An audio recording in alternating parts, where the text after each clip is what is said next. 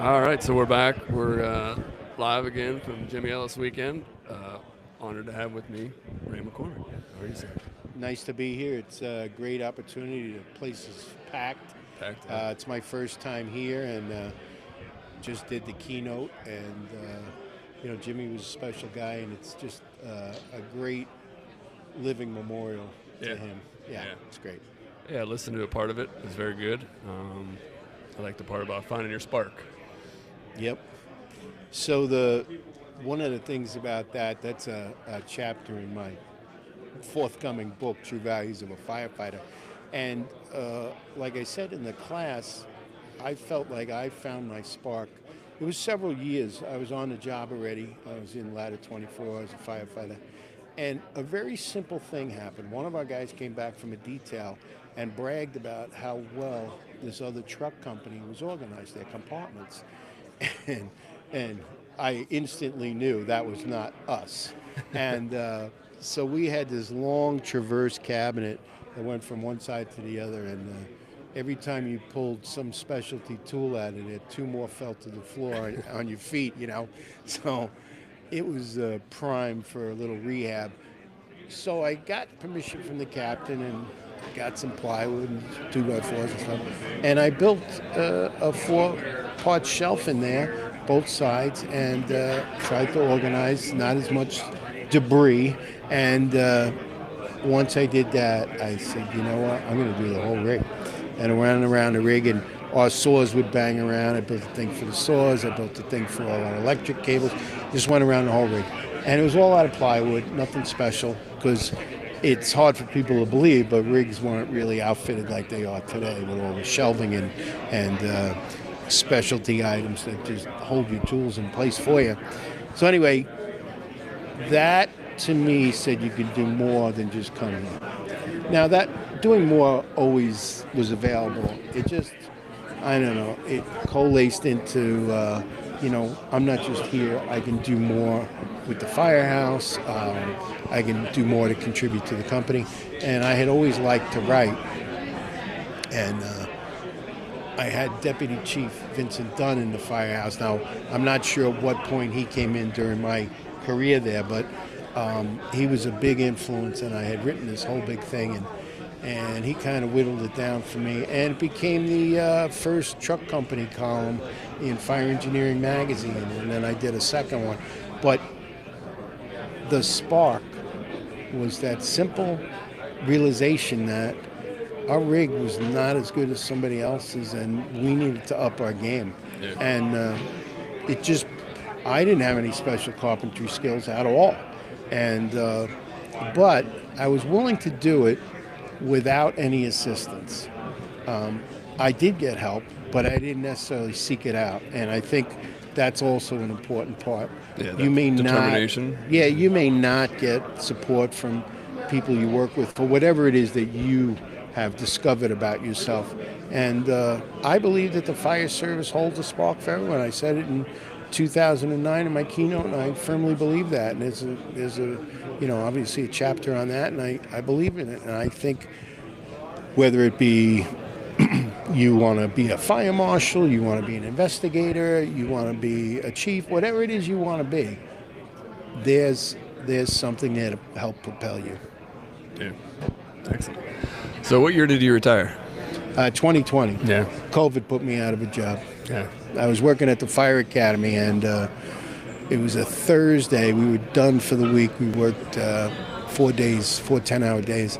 And so, figure I'll be back on Monday. And I get a phone call on Saturday. Hey, place is shutting down. You're going to work from home. You're going to do your stuff from home. And then I had already put in for retirement, basically. And Yeah.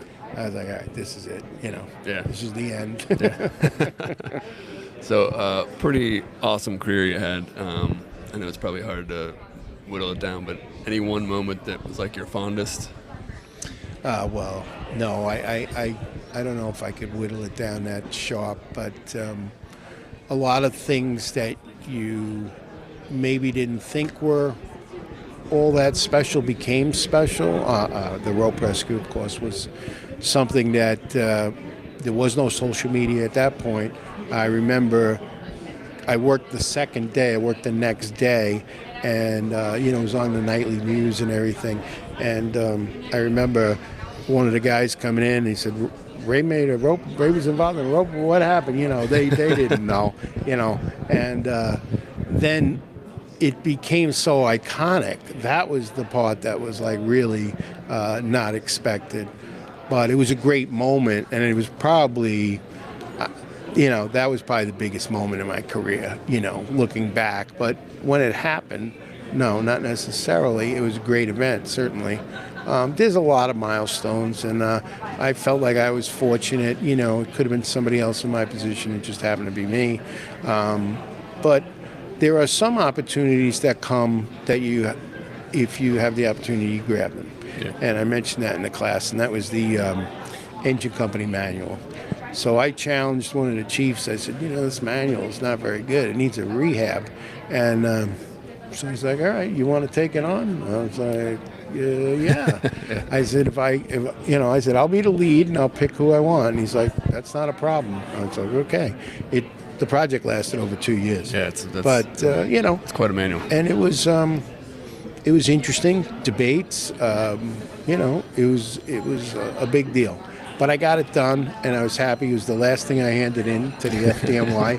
was the final copy, and it was great. It was a great opportunity, and Andy Fredericks had been involved in the first one, to be honest, and the books are updated. It's not like they don't go without being amended, but a wholesale redo was done this time. And I'll tell you a little story. So one of the fellas on the group that I was with, Matt, I originally envisioned the book as fixing mistakes and stuff like that. And Matt said, why don't we do like a chapter book?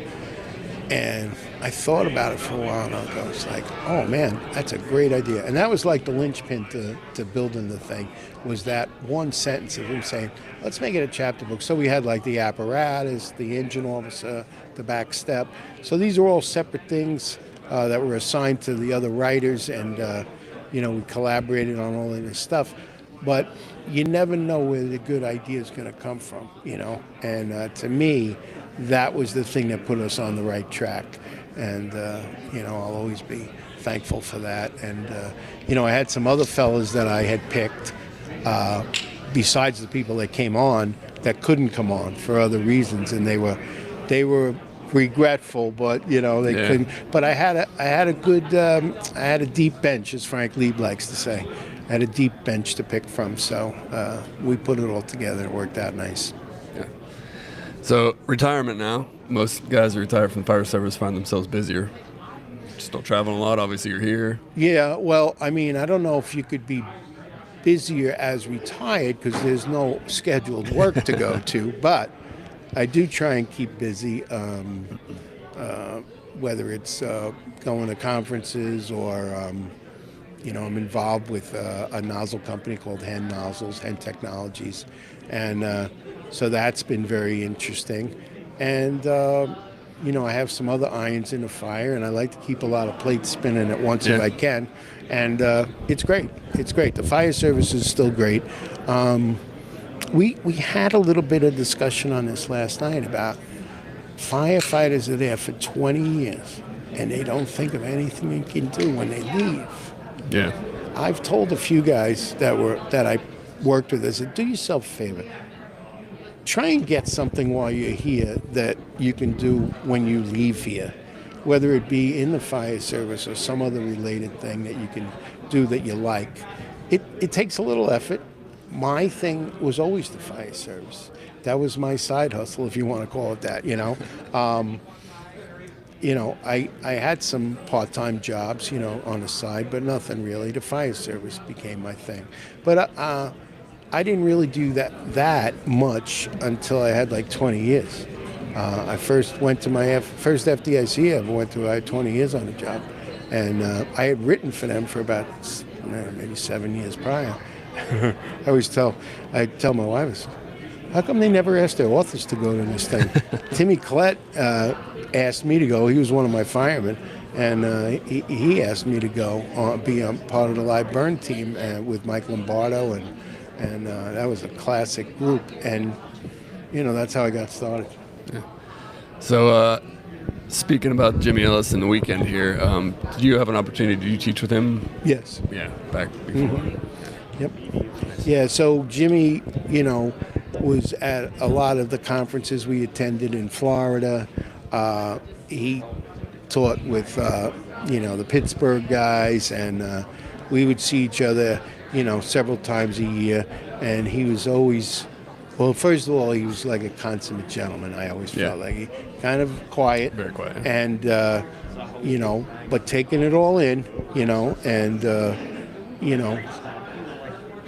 just a very pleasant individual, super into it, serious when need be, fun otherwise. Yeah. And, just exactly what a good role model, really good role model. And that's the shame of, it's beautiful what they've done here with, in his memory. It's really beautiful. And, as we get further away, more people are brought in, but less people know. Yeah. But it's still there. It's still there because what he represents is what all of these attendees should be striving for, to be competent, confident, reliable, and instructional if that's what you want to do. Not everybody should be an instructor, no matter what it seems like on Facebook. Yeah. Well, hey, I appreciate you coming inside, hanging out with me for a minute. Any closing words of wisdom? You got a million of them, but closing words of wisdom. Well, advice. I would just, I tell people now. I said, just stay healthy. That's like to me the important part. Occupational illness is a big part of the fire service, and in one of my classes, I say the SCBA, that's your best retirement tool, because you want to wear the air because that is a big deal. And, you don't think about it when you're young. Guys used to always say, what do you want to live forever? Yeah, well, actually, you probably do, So you certainly want to stick around as long as you can, certainly, and be productive. That's important, too. But, we see a lot of firefighters who, suffer from after they've left the fire service. So it's almost like you have deferred compensation, you have deferred illness too. So you want to keep the deferred compensation, not the illness, So, but other than that, enjoy it. The fire service is a wonderful thing to be involved in. It really is fantastic. And try and make it better for yourself, that's all. By doing that, you probably will make it better for other people too. Yeah, absolutely. Awesome. Well, thank you very much for your time. Appreciate it. My pleasure. Good to see you, My Chief. pleasure. Thanks for having me. Anytime. Yeah.